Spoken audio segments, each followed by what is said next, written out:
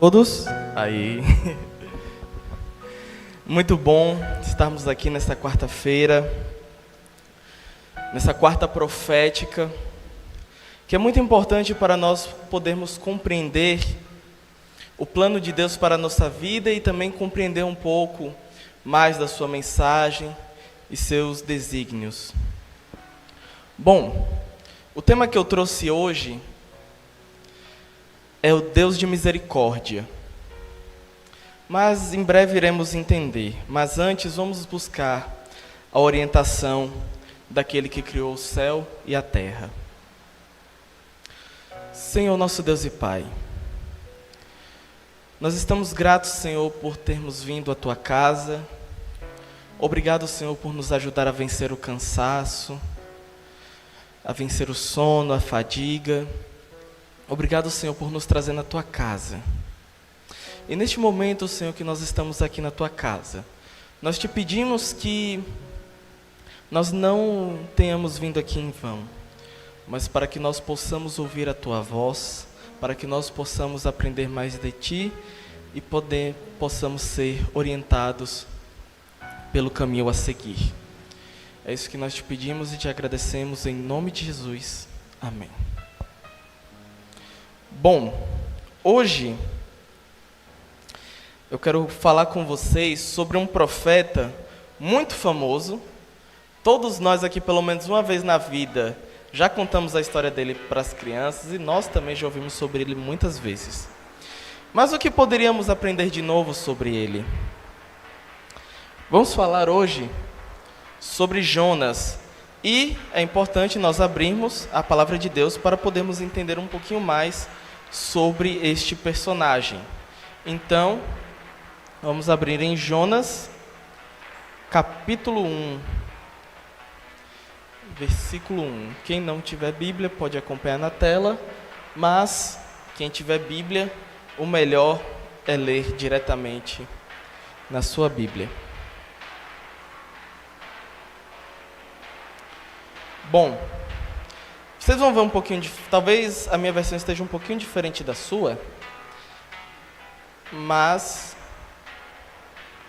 nós vamos ler a partir do verso 1 até o verso 3, que diz assim: O Senhor deu essa mensagem a Jonas, filho de Amitai: Apronte-se e vá à grande cidade de Nínive.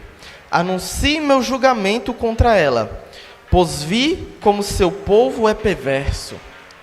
Jonas se aprontou, mas foi na direção contrária, a fim de fugir do Senhor. Desceu ao porto de Jope, onde encontrou um navio que estava de partida para Tarsis. Comprou a passagem e embarcou para Tarsis, a fim de fugir do Senhor. Jonas, nós podemos dizer que ele foi o mais estranho de todos os profetas, porque a sua mensagem, ela produziu efeitos até naqueles que não a ouviram diretamente. No entanto, nenhum pregador foi tão bem sucedido. E falando no conceito terreno e temporal, delimitado ali no seu tempo e no seu lugar, Jonas, pode-se dizer, sem medo de heresia nenhuma, de que Jonas fez mais sucesso que Jesus nesse contexto. Por quê? Jesus, muitos se opuseram à sua pregação. E no hebraico, o sermão de Jonas compunha apenas 5 palavras e nada mais. Contudo, o sermão produzia muito impacto. E que impacto? Olha o impacto. Bom, Jonas, nós conhecemos a história dele e nós sabemos que, assim como toda fórmula profética, Jonas é chamado por Deus a pregar uma mensagem em algum lugar. Só que Jonas, ele foi mandado para uma missão que é diferente dos demais. Porque normalmente quando Deus chamava um profeta, Deus chamava esse profeta para julgar os reis de Israel ou da Judéia, julgar o povo de Israel e da Judéia. E raramente Deus mandava um profeta profetizar contra uma nação pagã. Mas se vocês observarem, são sempre pequenos trechinhos ali, quase que ninguém percebe-se na história. Mas eu ainda quero ler mais um pouquinho para vocês, para a gente poder entender bem o contexto dessa leitura. Seguindo no verso 4 e 5, diz assim: o Senhor, porém, enviou sobre o mar um vento forte e caiu uma tempestade tão violenta que o navio estava prestes a se despedaçar. Com muito medo, os marinheiros clamavam a seus deuses para que socorressem e lançavam as cargas ao mar para deixar o navio mais leve. E aqui vocês podem ver um pedacinho do drama que os marinheiros estavam passando. E uma coisa que chama muita atenção é que os marinheiros, eles começaram a agir. Só que Jonas, naquele contexto, ele tinha um pensamento muito diferente. Jonas, ele quer receber as bênçãos de Deus, mas não quer ser uma bênção. Jonas é um provocador de tempestades, em vez de ser bênção para as pessoas. E é a causa de seus problemas. Mais tarde, Jonas se alegra em extremo por causa de uma planta que lhe trouxe refrigério em tempo de calor. Mas ele já fora alvo da intervenção divina, que o arrancou das entranhas da morte, mas ele não quer ser bênção para o mundo.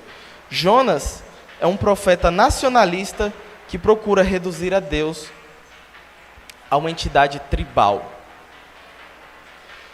Jonas, ao contrário dos seus contemporâneos, como Oséias, como Amós, que eram contemporâneos e viviam ali na mesma época, enquanto estes profetas, seus contemporâneos, pregavam contra as administrações reais corruptas, Jonas fazia parte da corte. Jonas estava ali do lado do rei Jeroboão II, e Jonas também apoiava as conquistas militares e a submissão das nações gentílicas. Então vemos grandes contrastes. Mas eu ainda quero seguir com vocês no verso 6, que diz assim, Então, o capitão desceu para falar com ele, enquanto Jonas dormia. Como pode dormir numa situação dessa? Disse. Levante-se e ore a seu Deus. Quem sabe ele prestará atenção em nós e poupará nossa vida. Olha só que interessante. Eu quero saber aqui quem é corajoso o bastante para você estar num barco e a tempestade lá, pegando, a chuva descendo, é raio, é trovão, é relâmpago, parece que tudo vai se afundar, vai todo mundo morrer, mas você está lá, tranquilo, com sono, pleno, nem aí para a chuva, não importa. E isso, um detalhe que é muito importante nós prestarmos atenção, é que Jonas é um profeta de Deus, enquanto os marinheiros eram pagãos. E é muito interessante porque os pagãos, eles oram com muito mais fervor a seus deuses do que o profeta ao seu Deus. Os marinheiros, quando foram assolados pela tempestade, oraram intensamente aos deuses e buscaram socorro. Mas Jonas, ao mesmo tempo, dormia o sono da indiferença e da fuga. Ele, quando exortado a invocar o seu Deus, não fez, apenas quando foi desmascarado como culpado da trágica tempestade que revelou a sua identidade. É muito interessante, e até alguns teólogos entendem que esse sono profundo que Jonas estava tendo, poderia até mesmo ser induzido por Deus, para dar-lhe uma lição. Porque, no final das contas, isso também é uma lição para todo o povo de Israel, tanto de seu tempo quanto para o futuro, de que, enquanto os pagãos buscavam salvação, enquanto os pagãos clamavam no meio da tempestade, Jonas dormia passivamente. Os pagãos estavam preocupados com o homem de Deus, enquanto o homem de Deus não estava preocupado com aquelas pessoas. E isso nos gera algumas reflexões e alguns pensamentos que vão nos ajudar a entender também a nossa identidade como povo. E é muito interessante, porque quando os marinheiros lhe perguntam: que ocupação é a tua? De onde vens? Qual a tua terra? De que povo és tu? Jonas não respondeu qual era a sua ocupação. Ele não diz que é um profeta. Sua resposta foi extremamente ambígua. E Jonas não se assume como profeta e nem age como um profeta. E é muito interessante que nós podemos ver essa parte, porque isso a gente pode trazer para a nossa vida hoje. Muitas vezes a gente faz piada do: existe os crentes 007, é crente, mas ninguém sabe. Mas isso, tanto na história de Jonas, quanto na nossa história hoje, é muito relevante, porque aqui, Jonas, ele não é qualquer pessoa. Ele não é um Zé Ninguém. Não é alguém que está lá aleatoriamente, apesar de estar no lugar onde ele não deveria.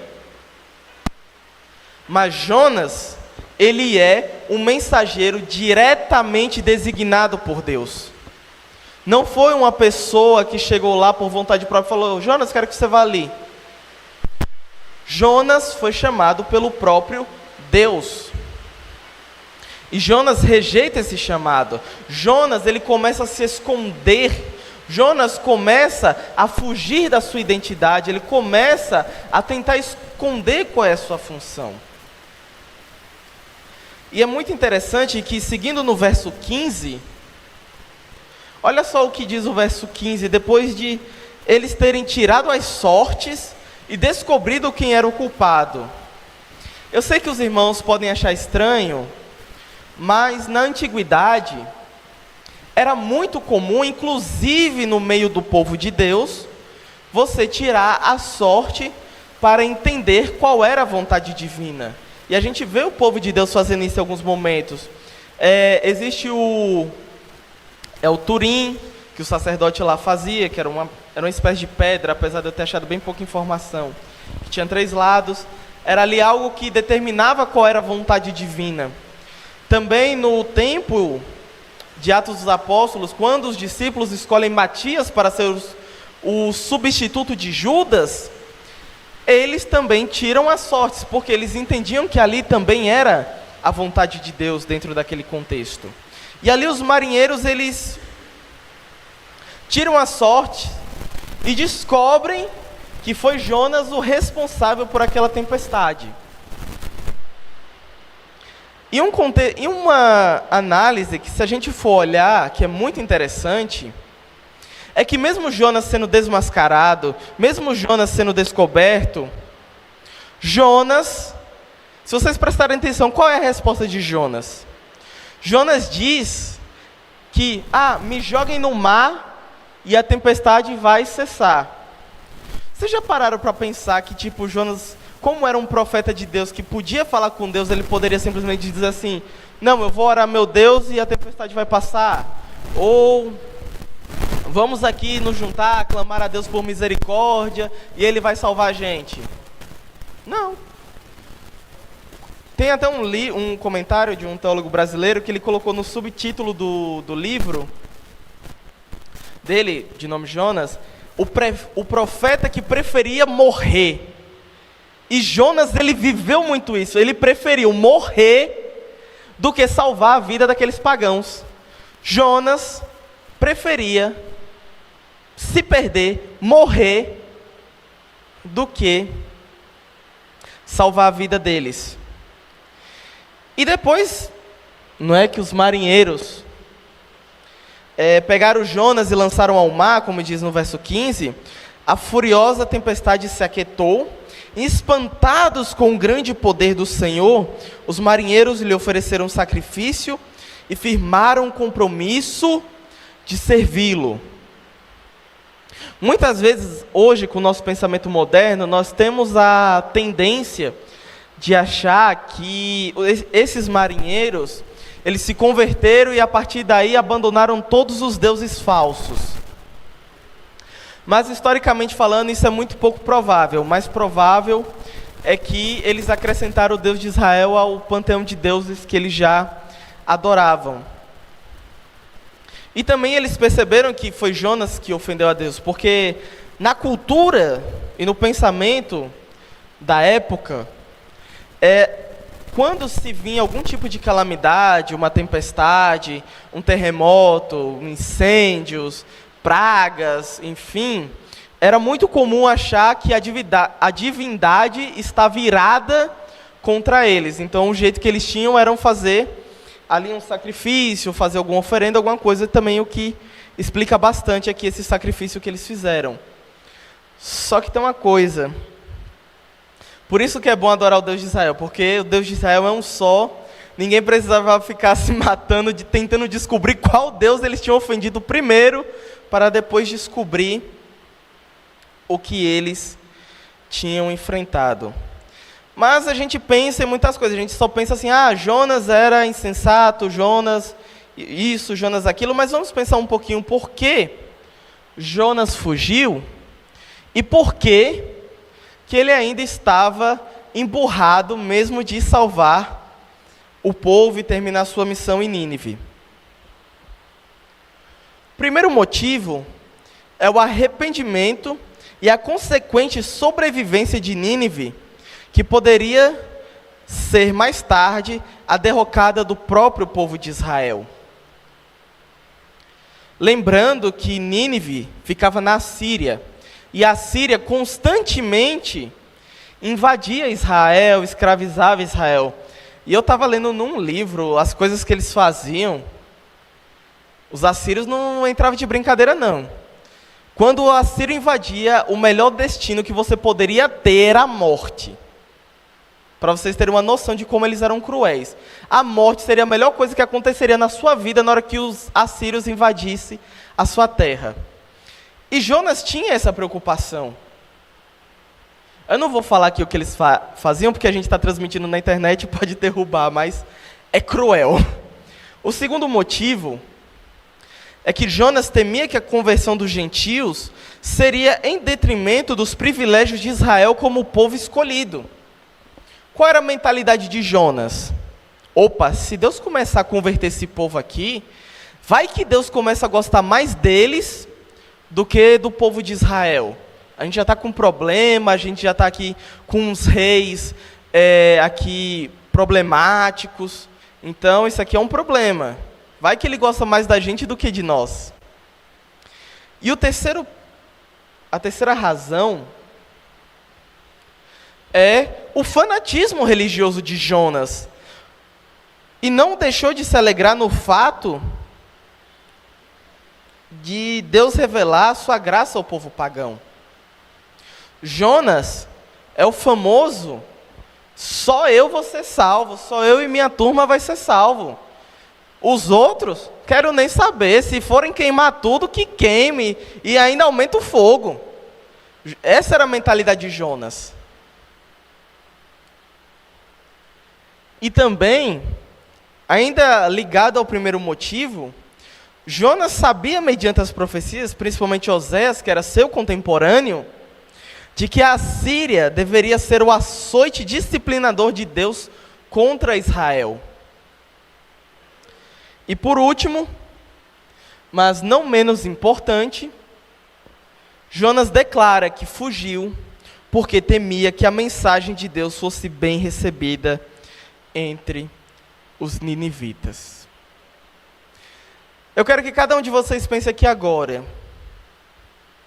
Se Deus chegasse para você e falasse assim, eu vou lhe mandar para uma cidade, Você vai fazer o evangelismo, vai ser o evangelismo mais bem sucedido da sua vida. Você vai arrastar multidões. E aí, você se animaria ou você dizer, não, Senhor, eu quero não. Não, para quê? Deixa lá, quero não. Jonas, ele foi chamado e ele tinha medo de ser bem sucedido. Normalmente é o contrário, normalmente nós temos medo de fazer algo e temos medo de falhar. E é interessante que Jonas, ele fez todo o possível para que sua missão fracassasse. Jonas tinha um espírito indignado, um preparo totalmente insatisfatório, um sermão medíocre, resultado, um sucesso tremendo. A maioria dos pregadores trabalha duramente para se obter bons resultados. Jonas trabalhou duramente para não ter os bons resultados, mas ele teve sucesso apesar da sua atitude. É nisso aqui que entra o nosso tema. É o Deus de misericórdia. Porque Deus queria salvar aquele povo. Deus queria trazer esse povo à misericórdia. Deus determinou que Ele queria salvar aquele povo. Isso aqui não é calvinismo de eleição incondicional. Mas Deus quis que aquele povo fosse salvo. E apesar de todos os esforços contrários da vontade humana, Deus ainda executou o seu plano. E mais, e quando Deus salva Nínive, nosso amigo aqui de hoje, ele fica ofendido, porque pensa que Deus arruinou a reputação dele. Uma vez que ele pregou um juízo, e o povo ninivita experimentou misericórdia. Jonas receia ser chamado de falso profeta, por seu pronunciamento contra Nínive permanecer sem cumprimento. Pelo arrependimento dos ninivitas, Deus está revogando um juízo já pronunciado. Jonas deu mais valor à sua reputação do que à salvação de mais de 120 mil pessoas.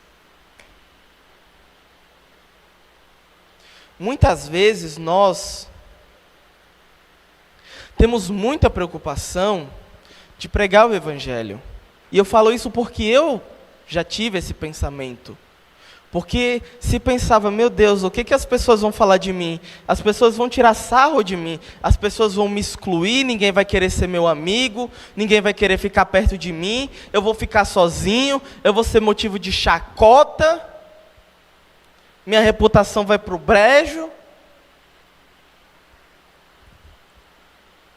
E Jonas tinha esse mesmo pensamento. Jonas preferia morrer e deixar mais de 120 mil pessoas morrerem do que estragar a sua reputação. Será que hoje nós também, como movimento, também não estamos muito mais preocupados com a nossa reputação do que, de fato, com a mensagem? Muitas vezes, nós pensamos em deixar tudo perfeitinho, colocar assim que nada tem defeito, que tudo é 100% organizado, de que tudo não tem nenhuma falha, não tem nenhum erro. É igual quando a gente recebe visita em casa. Quando a gente sabe que vai receber visita em casa, a gente arruma a casa em 10 minutos, a casa fica um brinco, mesmo que a casa tenha ficado uma bagunça a semana toda, mas na hora que a visita chegar lá, vai estar tudo um brinco. E assim é com a gente também, na vida espiritual. Muitas vezes nós estamos tão preocupados em parecer perfeitos diante do mundo, que muitas vezes nós nos esquecemos da vida prática, da misericórdia real. E eu tenho uma preocupação muito séria, porque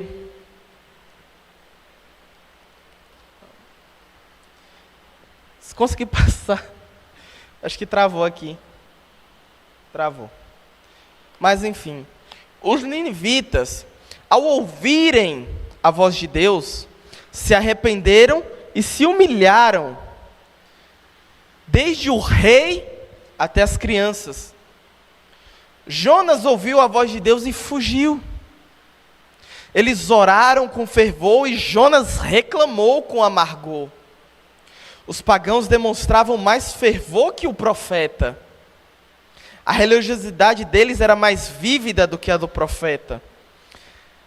É lamentável que os idólatras e seguidores de seitas heréticas sejam mais zelosos nas suas práticas religiosas do que aqueles que foram escolhidos, chamados, remidos, santificados por Deus. Aqueles que vivem sem a luz do Evangelho muitas vezes demonstram mais zelo em suas crenças vãs do que os filhos de Deus que têm a palavra e o Espírito Santo para guiá-los numa vida abundante. Hoje, o mundo está de novo numa Babilônia religiosa. Hoje nós vemos todos os tipos de religiões, vemos o budismo, vemos os muçulmanos, vemos aí o zoroatrismo, vemos diversas religiões que não dá nem para nomear de tão variadas que elas são. E até mesmo os ateus agora têm suas próprias religiões também, mesmo disfarçadas de que não tem nenhum ser transcendental. Mas essas pessoas que seguem essas religiões, elas muitas vezes demonstram muito mais zelo, muito mais compromisso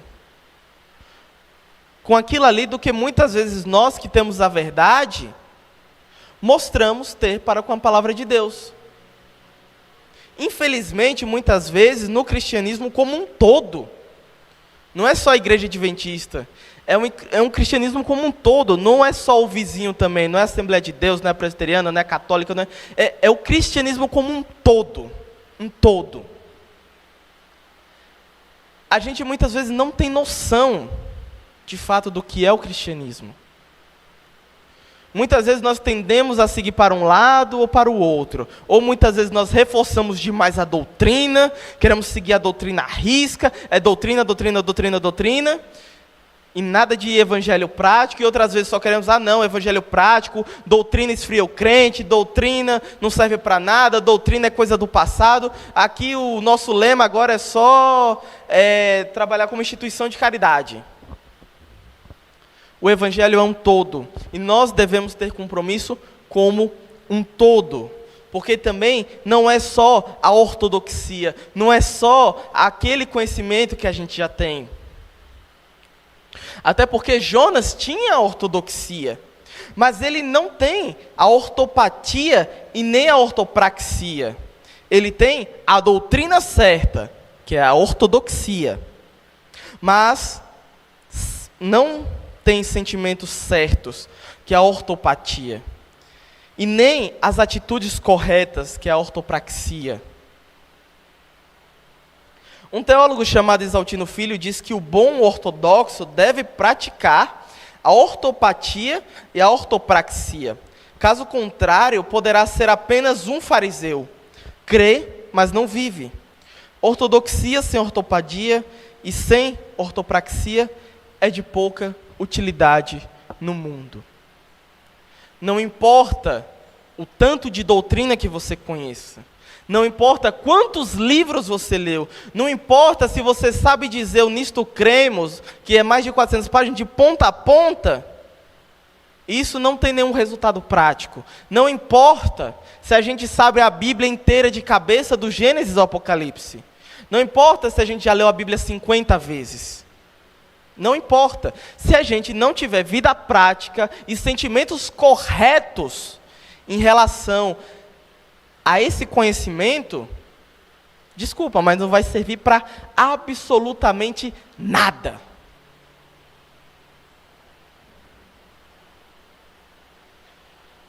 É triste muitas vezes quando a espiritualidade dos pagãos é maior que o do povo de Deus. Os incrédulos muitas vezes agem de forma mais elevada que o povo de Deus. O procedimento dos marinheiros pagãos e dos ninivitas é superior ao de Jonas.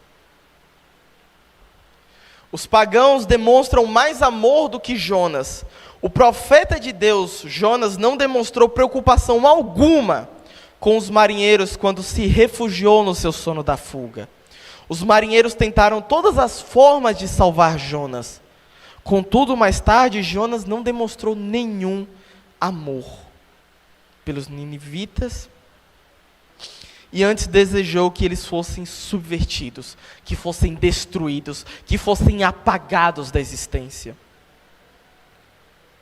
Jonas é o objeto de amor dos pagãos, mas não demonstra amor a nenhum deles.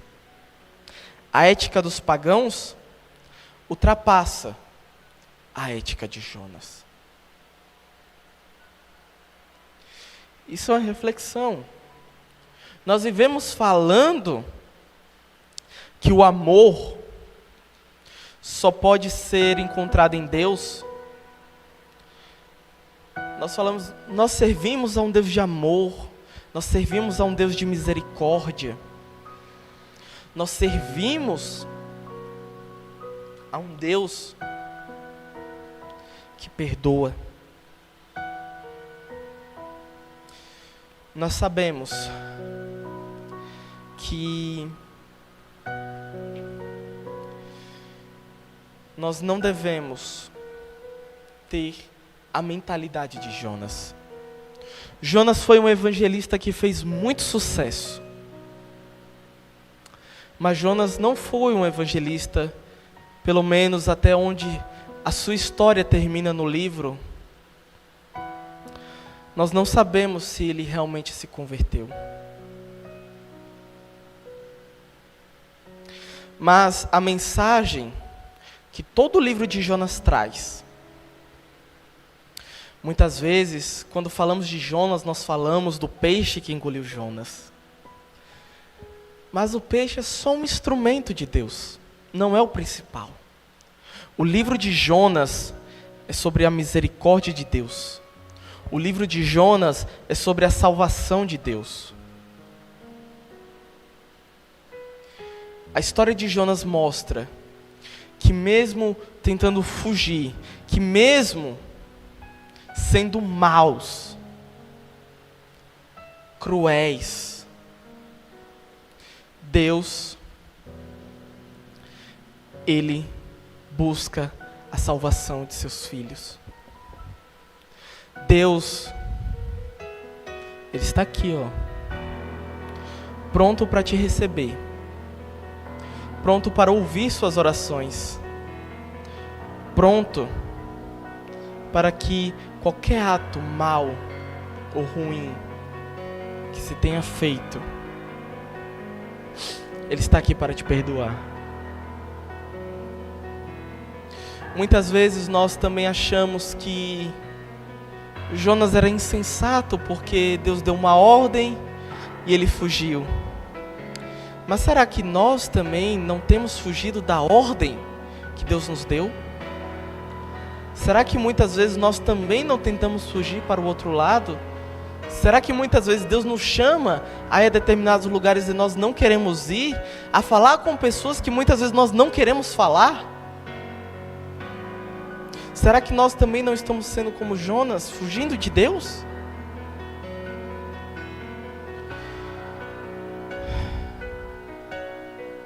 Mas apesar da má vontade humana, Deus ainda vai buscar os seus filhos. Deus não deixará seus filhos desamparados. Mas isso não impede de fazer o nosso trabalho. Sara vai cantar nesse momento. Enquanto Sara estiver cantando, eu quero que cada um de nós aqui possamos refletir no nosso chamado, na nossa missão, e perguntar a Deus se nós não estamos de fato fugindo dele. E se Deus nos responder que nós estamos fugindo do nosso chamado, que nós oremos a Ele pedindo para irmos aonde Ele mandar. Enquanto Sara vai louvando, vá orando a Deus, vai conversando com Deus, reflita sobre a sua missão.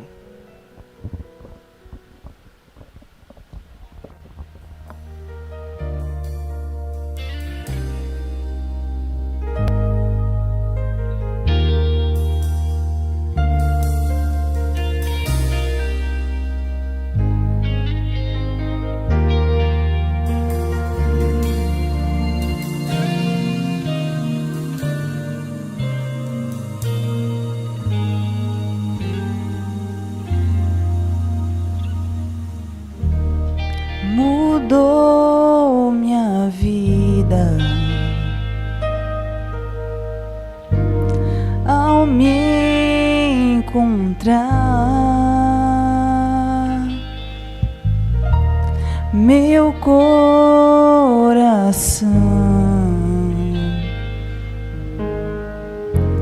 Quero estar junto ao Seu.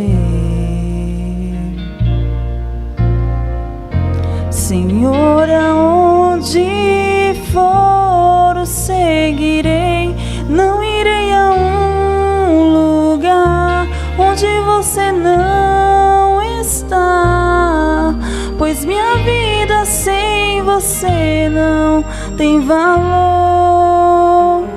Eu não quero longe estar e assim me afastar, pois eu sei, sou feliz com Você. Eu não quero ir. Agora eu sei. Sozinho estou, pois com Você posso ir aonde for. Eu prometo, então, Senhor, não irei a um lugar onde Você não está, pois minha vida sem Você não tem valor. Eu não quero longe estar e assim me afastar, pois eu sei, sou feliz com Você. Eu não quero ir sem Seu amor, sem Seu querer. Encha-me com Seu poder, pois eu sei, é o melhor, é o melhor pra mim. Não irei a um lugar onde Você não está.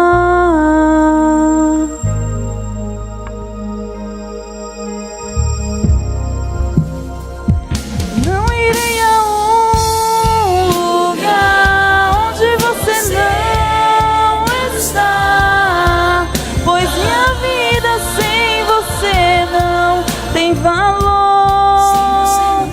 Eu não quero longe estar e assim me afastar, pois eu sei, sou feliz com Você.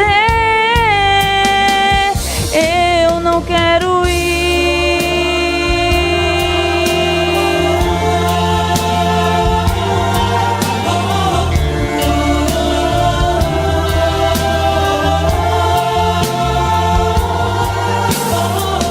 Sem Seu amor, sem Seu querer. Encha-me com Seu poder, pois eu sei, é o melhor, é o melhor pra mim. Onde Você não está, não irei a um lugar. Se Você não está, não irei a um lugar. Onde Você não está, não irei a um lugar. Se Você não está, Eu não irei.